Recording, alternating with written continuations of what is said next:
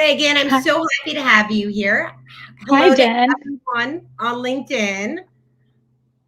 Oh, Hey, Jen. Thanks for having me. I'm excited to be here. thank you. I'm distracted. I was like I put that comment in the live feed so that people can join us live.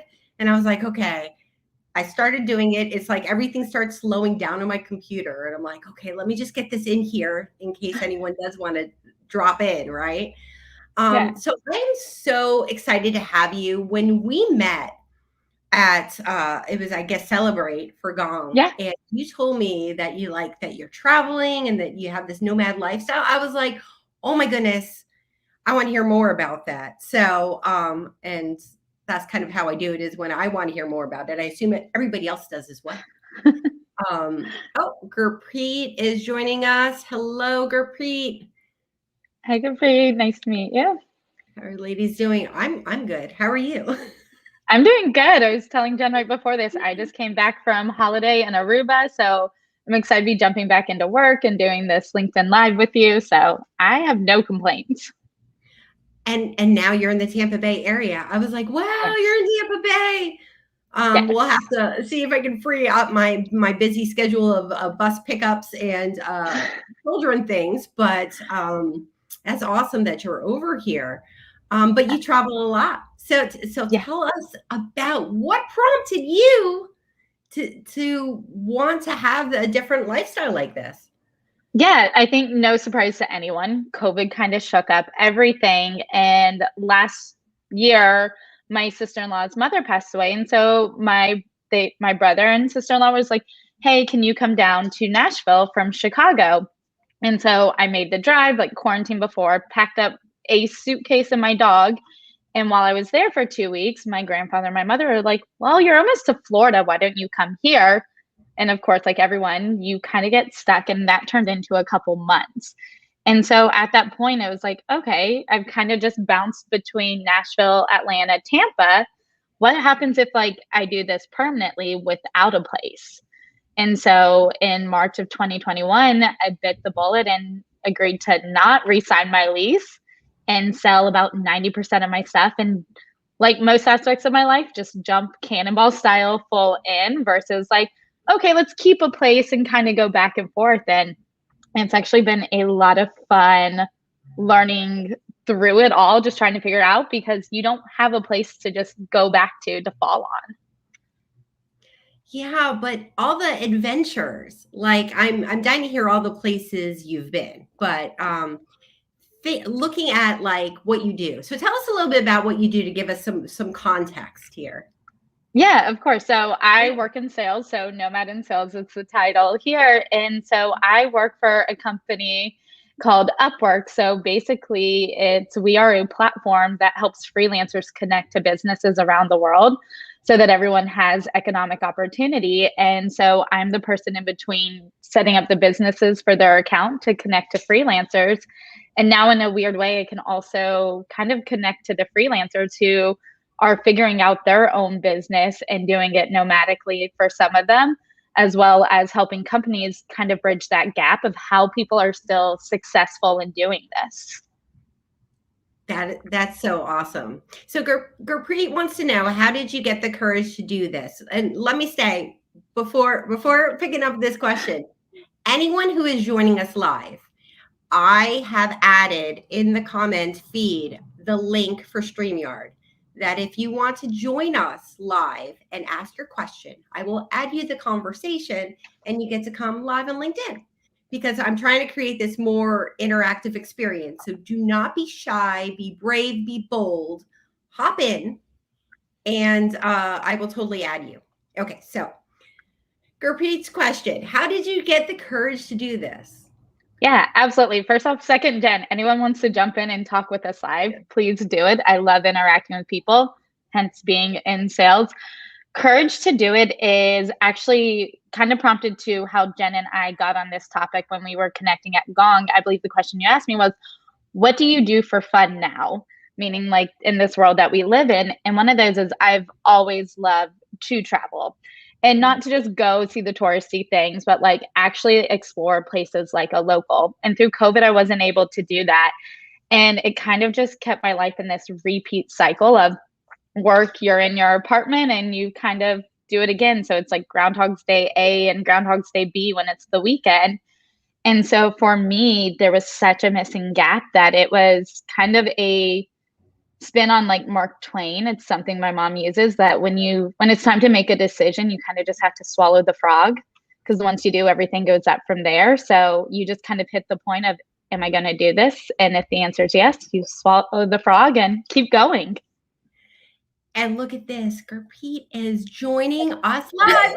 Yeah. When it's time to make a decision, hey guys, swallow the frog. I thought I'll hop on.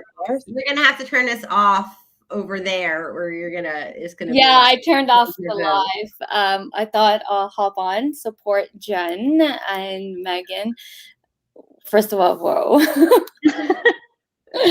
I didn't know what the conversation was gonna be, but yeah, that's insane. But more power to you for doing it. How did you? I know you were in the midst of talking about how you did it, but how did you like get the courage to take that big leap?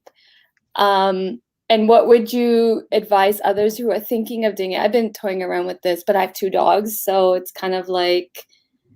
Yeah, so I have a dog too. She's actually laying on the floor over here. So yeah, my dog, except for when I go international family, I'm very fortunate to take her in for that, but she comes along with me.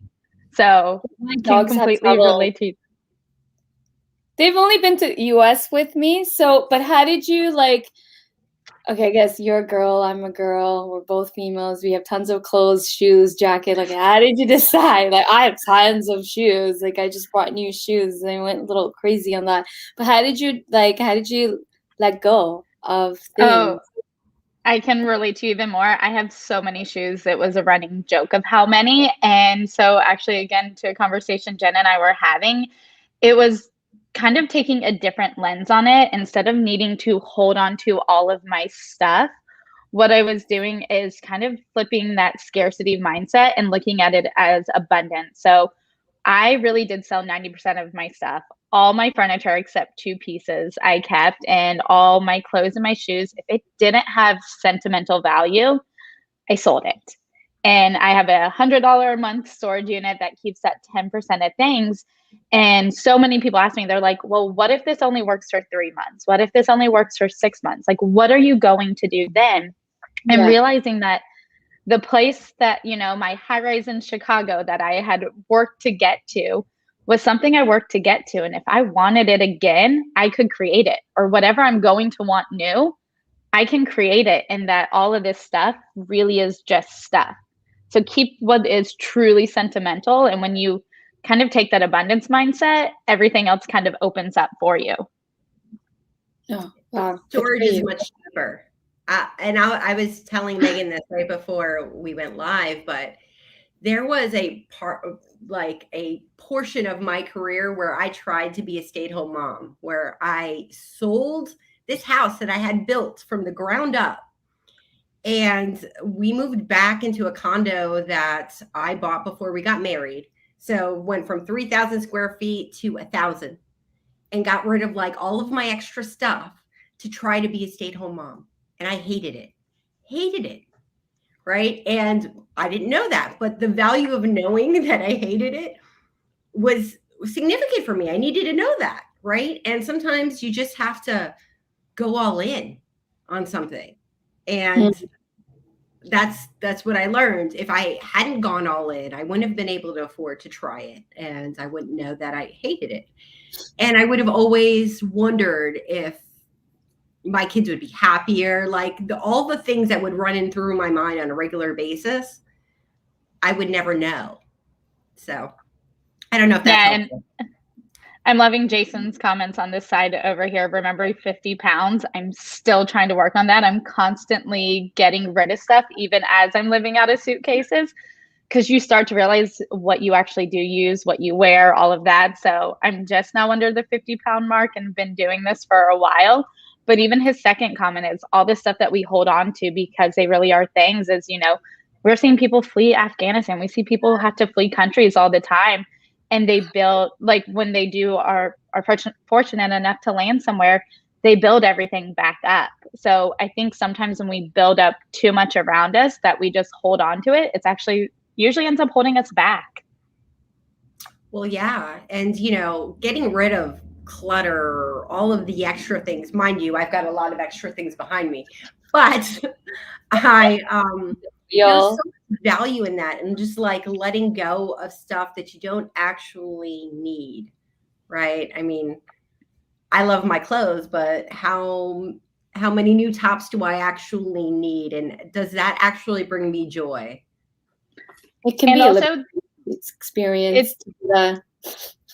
Yeah. And think about it now, especially as we work from home. How many often are we reaching for the same 3 tops? Guys, girls, all of it. I think every gong recording of me with a client is in the same white or black or like a purple tank top with sometimes a jacket over it. And it's always the same thing, because we're not having to like show up and need to be in these like crazy outfits where you're seeing your coworkers every day. So it really does change your mindset of like, what do I actually need? True. I mean, you look at my LinkedIn lives, I'm always wearing like the same 5, like, but I'm not, and I have a giant closet now. I had to get rid of a lot, right? And so it is what it is. It's just stuff, and the stuff doesn't make you happy. Experiences. When we moved from that really big place to a small place, I'm like, okay, we're not buying any stuff. We need to focus on experiences, because that's what the kids remember. Like when I was a kid, like all the things I wanted for Christmas, I'd either break or whatever. I just like, for my kids, when we downsized, we focused on what we could do that would actually create experiences. Oh, we have another person. Hey. Thank you, Jen. Thanks for being here. Hi, Joyce. You made me put my red lipstick on today. I've heard how to comb my hair, but I was like, I'm not hopping on here without any lipstick. I love it. Conversation, ladies. Signature red lipstick. I love. So this is Joyce Johnson, and I am so happy to have you here.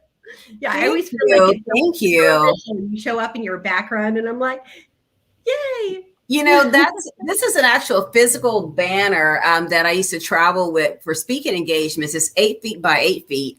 And so when COVID hit, I had my intern just bring it here and put it up in my home office. And it has saved me from having to do those virtual backgrounds. So I love it. I love it. I'm with you. I do not like virtual backgrounds with my clients. It's now a joke of where in the world is Megan, and they know based off of my background if I'm somewhere new or like where I've been. So Megan, I love this. Kudos to you. Bravo.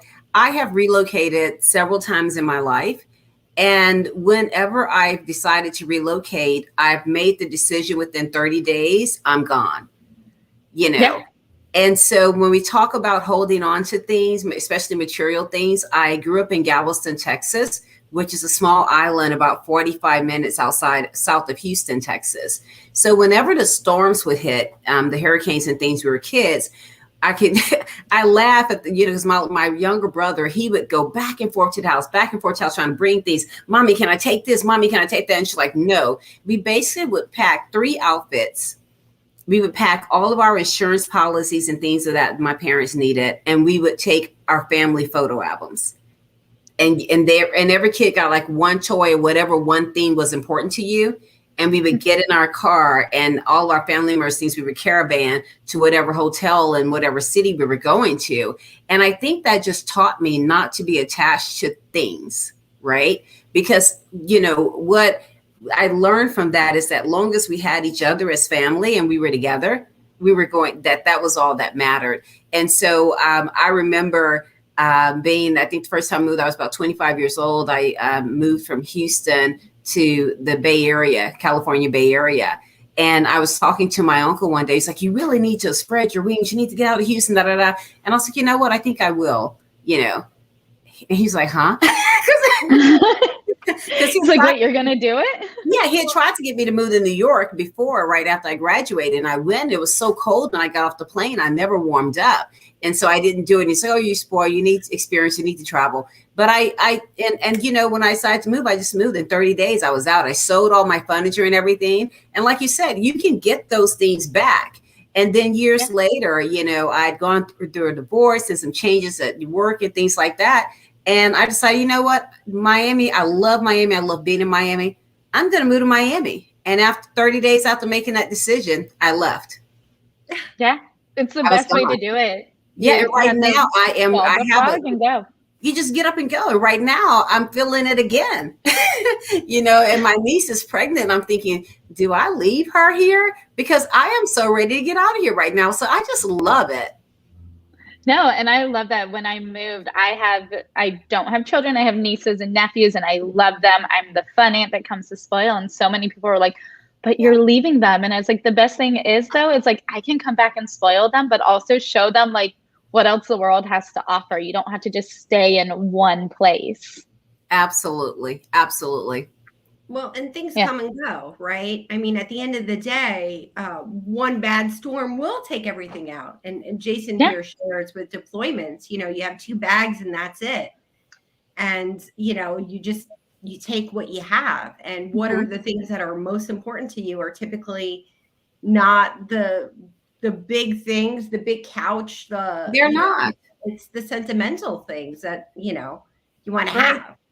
You know, they're not. You know, I remember having a conversation with my mom, and she was like, you know, about what she was going to leave us and who wanted this or that. And I'm like, do we really have to have this conversation? But my response to her was like, you know, leave me the family photo albums. That's what I want. Yeah. Mm-hmm. I'm actually having the same conversation with my mom right now. She's moving down here to the Tampa area from the house that I spent like my later teens in. And she's like, what do you want? And I think I picked 1 or 2 things. Everything else I was like, give to my nieces and nephews and stuff that like they wanted. But I was like, I have my memories, these 1 or 2 things like I'll hold on to, but like that's it. I don't need to carry all of this stuff. Yeah.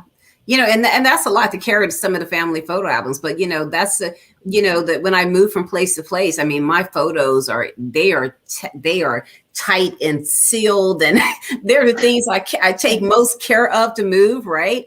Because you think, you know, how during hurricanes, we've lost family photos, we've lost books. I'm attached to my books as well. I have moved some books. That was hard. That was hard. That was hard to get rid of his books. Yeah, you know, but yeah, so you just you take what's important with you, and then, you know, also I take my nieces on vacation somewhere every year. So if I relocate, hey, they got a new place to come visit.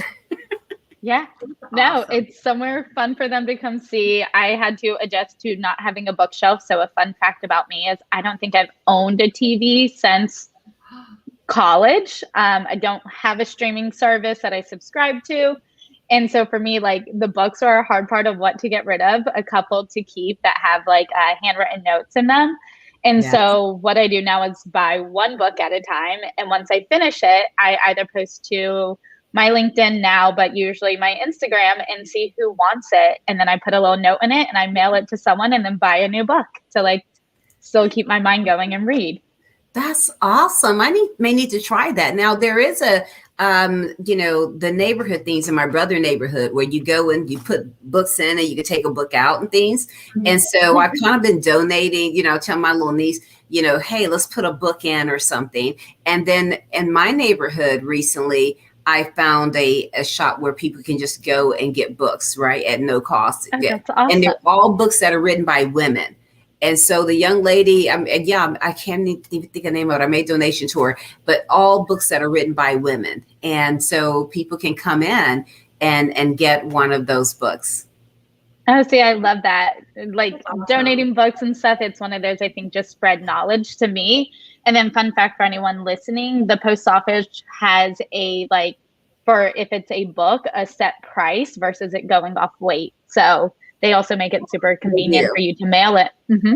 They do. They make it easy for you to mail books. Yes. Yeah. I know that because I've, you know. you ship some books around. It took me some time to let go of my books. You know, I'm still that person that wants to build that wall-to-wall bookshelf in the house. And I know but it's just sometimes I just want to touch a book. I was on Clubhouse the other night and they were talking about, they were having a book club and they were talking about the power of now. So I go running upstairs to find my Power of Now book so I can engage, you know, in the Clubhouse virtual conversation. So it's going to take a while for me to completely let go of all my books, but yeah, love it. Yeah, books are the hardest. Everyone's like, get a Kindle, get this. I'm like, I can't. There's something about a tangible book, the pages, and like closing it and finishing it. Can't let it go. I hear you. I mean, I do a lot of audiobooks, but if I love the book, I will buy the book, right? Yeah. And then that's where I have my notes and everything. But then again, I'm at a different point in my life with the kids and stuff. And you know, that's not saying that maybe I shouldn't say, hey, kids, do you want to go on an adventure and go live a different lifestyle? I mean, yeah, I think my kids would embrace that. People do it. Yeah. I watched it on HGTV, Jen. You watched what show on HGTV has that? It's like it's International House Search or something like that. And people actually take their kids and move to different countries so that their kids could have these different experiences. And the kids love it. I mean, even the teenagers, they're just like, wow, they love it. Yeah, and it's just something new. Like going back to, I think Crystal asked this earlier, it's like what surprised you and like gave you more joy. And it was learning about so many different people in different areas, even here in the States. And I even did Mexico for a while. And it was very interesting to see who all was actually doing what I was doing there and here in the States. But you also meet like local owners. And then there's certain cities that actually just surprise you that you would never thought to live in for 30 days, 45 days, or anything like that. Love it, Megan. You're inspiring me today. Thanks, ladies, for letting me hop on. I'm going to go back over LinkedIn and continue to watch the show. But thank you, ladies. Thank you. I'm gonna follow you, Megan. I'm gonna find you, and then I may join you in a city. Come, let's do it. I'm all for it. I'm always trying to find my next city. Thanks, Jen. That was awesome. I love it when Joyce comes in. I've had her on for a few events, and she's just amazing. Yes, I love her energy and the red lipstick. Usually, as we saw with my photo, I will do red lipstick. Today, we just kept it natural. Yeah, no. So Maureen here is it possible to send a resume to you personally, Megan, to have you critique and sign up to Upwork? Well, yeah, feel free. Any Upwork questions? Yeah, like feel free to send those to me after on LinkedIn. Happy to connect about that there. But absolutely. And anyone else who would like to hop in, you know, we're going for like 7 more minutes or something like that. Hop in and ask your questions. I think it's really cool to be able to create more interactive. Like, I don't know how many times I've watched a LinkedIn Live and like sort of fade out. Argue the point, right? Or just like I'm typing, going, I don't agree with you, or I want to share this thought, or you know, and then they don't pop it up on the screen. I'm like, what? My thoughts, right? Thank you, Joyce. I appreciate you popping in. So anyone else who'd like to pop in, please do so. So back to you, Megan. Tell me, so is there anything you wish was different, or like when you look at now that you've been doing it for a while, few months, right? Mm-hmm. Are there any like cons to this that you see, or? My biggest con, which is such just a funny thing, but not a really con because most of the time I am able to bring my dog and drive places with her. But my biggest con, I would go more further places, like back to back if I could fly with her. I just don't like to put her under the crate, under a plane. But biggest con, I wouldn't say it's a con, it's just adjusting, is obviously doing this. I'm either staying with friends or family, or I do long-term Airbnb rentals, which actually make this so convenient because you're not having to go sign a lease anywhere, and you can actually have something that feels more like a home. The biggest learning though is it's very hard to just like up and choose the next day. You have to have a little bit more planning. So there is some go with the flow of it, but also like you need to be at least 30 days in advance at all times.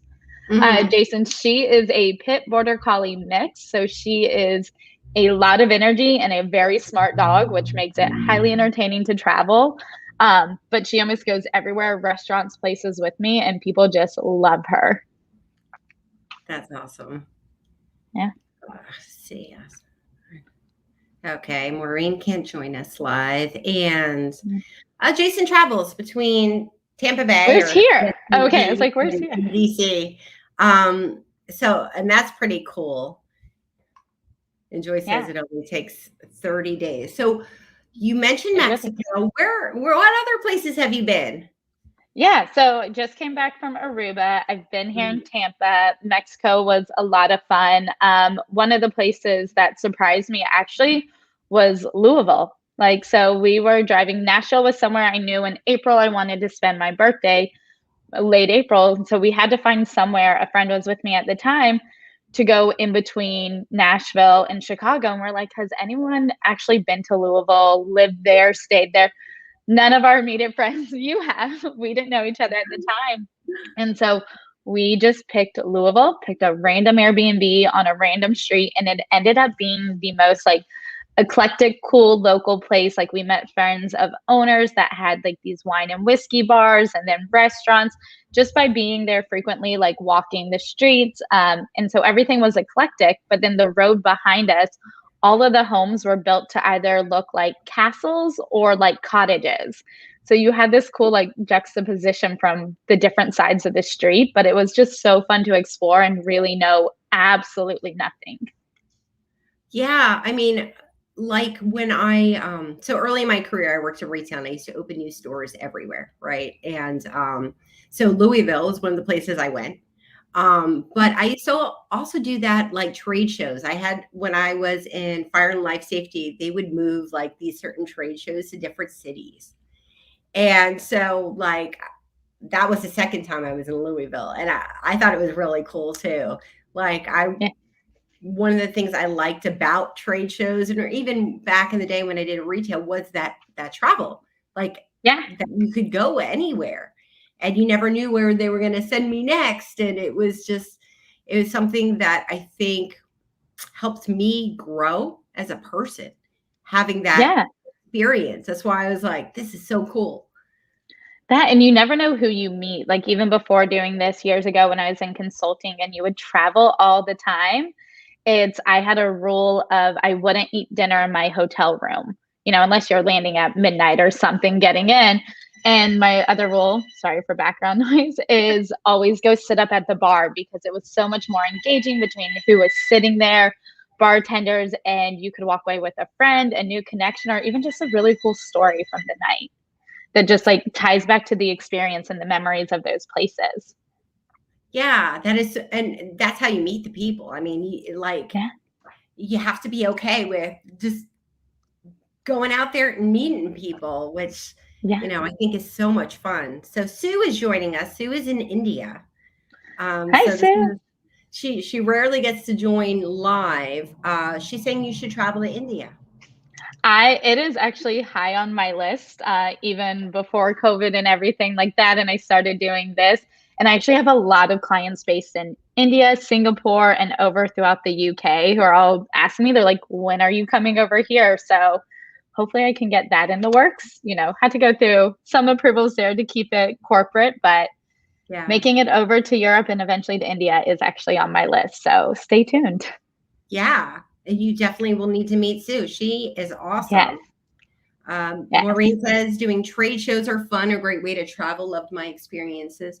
So, and I mentioned trade shows, but so how do you balance? Right? Like, when you go to all these different towns, are you meeting clients, or are you just like, you're still doing your calls? Like, how much in person have you been doing since?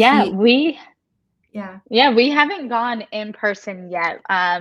We have approvals in place if their company, and also if you're willing to do it and stuff. I would love to see clients face to face. Just I am a face to face person. But something that I learned with this is, it does take discipline because you are wanting to explore somewhere, but you also have to be present and like be accountable for your responsibilities at your company. But actually leaning into that has made me more successful. I went from, bottom to average of the tier to actually leaning into that discipline and staying in places longer allowed me to actually explore versus trying to cram everything in like you do in a vacation or a weekend. That actually also made me have time to level up and actually become number one on our sales floor, as well as constantly exploring and getting to find that balance of enjoying what I do professionally, but also enjoying what I love to do personally. And that is meet people and explore and like learn something new. So while I can't do that with clients per se in person, I can do that with locals who I'm in their area for, anywhere from 3 to 6 weeks. That's awesome. That's Yeah. awesome. Jason says hotel bars and local intel. So we're at 12:30. It's a half an hour always goes so fast. So any final thoughts to share? If you're thinking about doing it, I'm the type of person that I say cannonball, do it, have fun, and like lean into it. If that's not your speed and you want to dip the toe, maybe just take a month or 2 months and pick 1 to 2 places. Do the long-term Airbnb stay. It makes it affordable, and just test it out and challenge yourself to just move out of that comfort zone. And I think that's amazing. I mean, and that's, you don't get anywhere without moving past that comfort zone, trying anything and be brave and being bold and trying new things is, that's the good stuff. It's like, it's easy to stay in your box, right? Yes.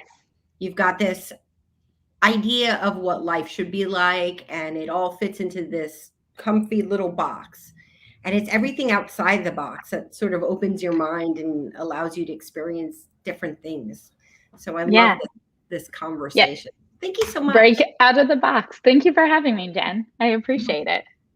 Break out of the box. So tomorrow night, I'm doing another LinkedIn Live. And it is about using your privilege for progress. Equality Day is this week. And I think it's super important that we recognize that even though it's progress to celebrate Equality Day and the certification of the 19th Amendment, not all women had the right to vote.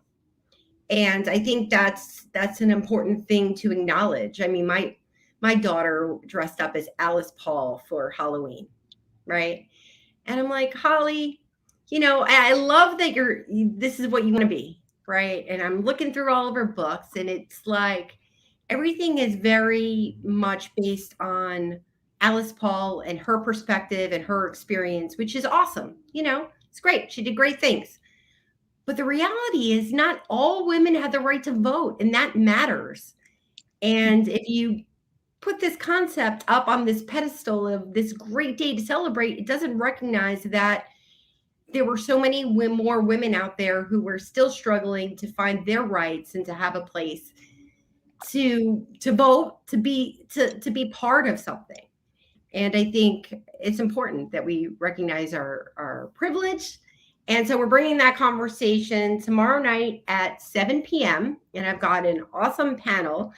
Cynthia Barnes, Lauren Bailey, Gurpreet is joining me, Lydia Sugarman, Heidi Solomon Orlick. It's being sponsored by National Association of Women Sales Professionals, Girls Club, as well as Girls Who Sell. So please join me. And Megan, thank you so much. Yeah, thanks for having me, Jen. I'm looking forward to the panel tomorrow night. I know a handful of those women, all amazing. So excited to hear them speak. I'm so glad you can make it. So thanks, everybody. And next week, I've got, we're talking community with Nisha Braxey from Gong, because I met a lot of people at that event. Okay, bye.